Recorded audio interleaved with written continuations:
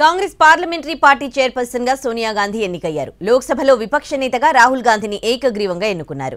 మరోవైపు వాయనాడ్ సీట్ను రాహుల్ వదులుకోబోతున్నారని తెలుస్తోంది. యూపీ కాంగ్రెస్ క్యాడర్లో జోష్ నింపేందుకు రాయ్ బరేలీ నుంచే ఎంపీగా కొనసాగాలని డిసైడ్ అయినట్లు సమాచారం.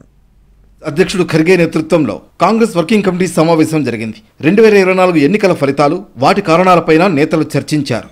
ఎన్నికల్లో ఇచ్చిన హామీలపైన డిస్కస్ చేసింది. ఈ సమావేశంలో సిడబ్ల్యూసి పలు కీలక నిర్ణయాలు తీసుకుంది. కాంగ్రెస్ పార్లమెంటరీ పార్టీ నేతగా సోనియా గాంధీ ఎంపికయ్యారు. మొదట ఆమె పేరును కాంగ్రెస్ అధ్యక్షులు మల్లికార్జున ఖర్గే, ఆ తర్వాత నేతలు గౌరవ్ గొగోయ్, తారిక్ అన్వర్, కె సుధాకరన్ ప్రతిపాదించగా ఎంపీలు సమర్థించి తీర్మానం చేశారు.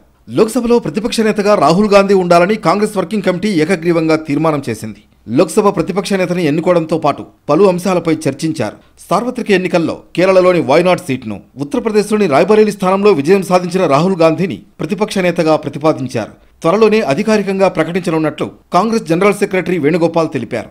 పార్లమెంట్లో ప్రతిపక్ష నేతగా నాయకత్వం వహించడానికి రాహుల్ సరైన వ్యక్తి అన్నారు. ఇక రాహుల్ గాంధీ వైనాడ్ సీట్ను వదులుకుంటారని తెలుస్తోంది. లోక్సభ ఎన్నికల్లో వైనాడ్, రాయ్బరేలీలో గెలిచారు రాహుల్. ఇప్పుడు ఈ రెండింటిలో ఒక స్థానాన్ని వదులుకోవాల్సి ఉంది. దీంతో రాయ్బరేలీ ఎంపీగా కొనసాగాలని రాహుల్ నిర్ణయించుకున్నారని టాక్. ఎందుకంటే యూపీలో పార్టీ అభివృద్ధిపై దృష్టి సారించాల్సి ఉంటుందని కాంగ్రెస్ భావిస్తోంది. రాయ్బరేలీ నుంచి రాహుల్ ప్రాతినిధ్యం వహిస్తే క్యాడర్లో జోష్తో పాటు పార్టీ పునర్నిర్మాణంపైన ఫోకస్ పెట్టవచ్చని సిడబ్ల్యూసి నేతలు చెప్పినట్లుగా తెలుస్తోంది.